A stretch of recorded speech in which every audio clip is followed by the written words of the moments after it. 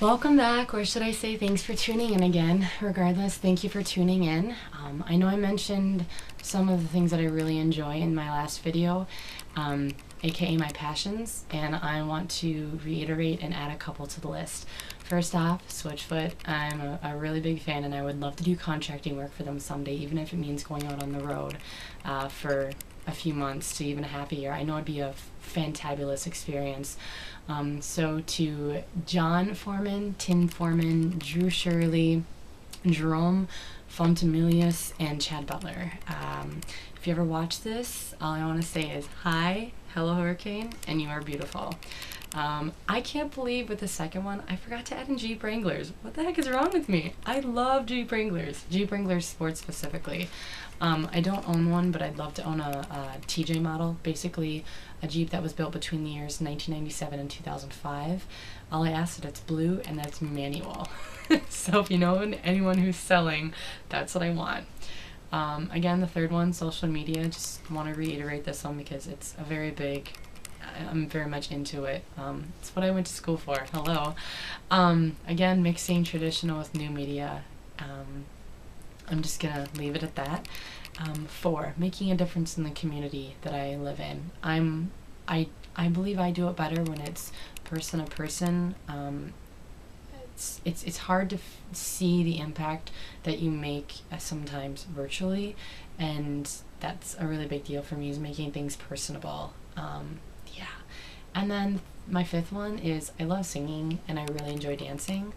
And when I do buy a home, I will be building a recording studio in it if it's not already there. And also I would like a shock absorbing floor for dancing.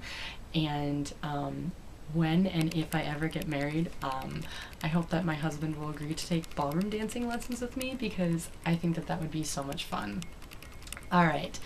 And also, one more thing, even though I realize I'm a huge fan of Diet Coke, I'm an even bigger fan of my own willpower and my drive, and I will most likely reward myself when my birthday comes around by allowing myself to have a little sip. It's not that big of a deal, but yeah.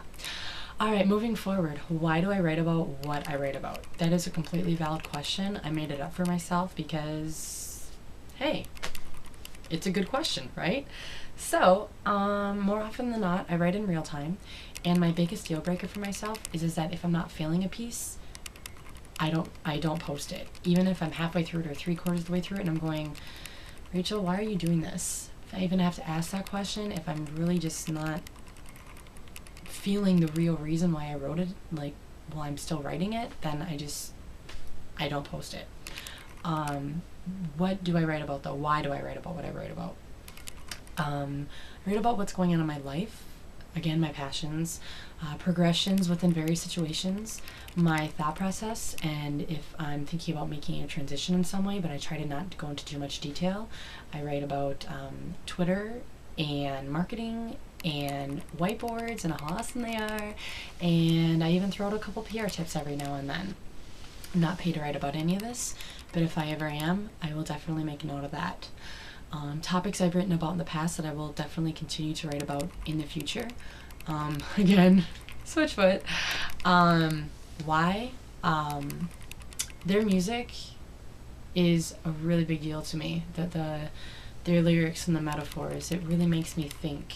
And in the blog that I posted a couple of videos that I thought went really well with how it represented their lyrics and message-wise.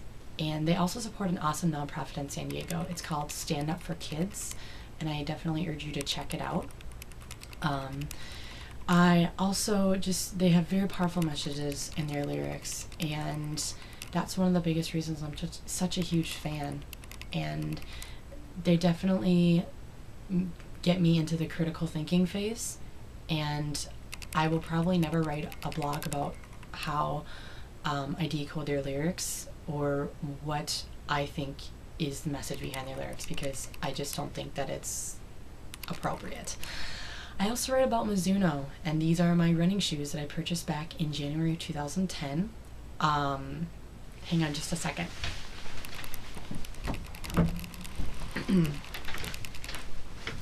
These are my Mizunos. They are really, really awesome. I love them. They're great and they're fabulous. The reason I have them tied down here is just because apparently it helps the blood flow to your toes.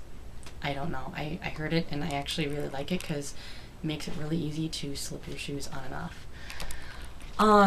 But anyway, when I put them on, I feel like I'm on fire and like I can run as far as I want to run. And actually, I wrote a blog post about how I ran my first 5K on July 9th, I believe it was.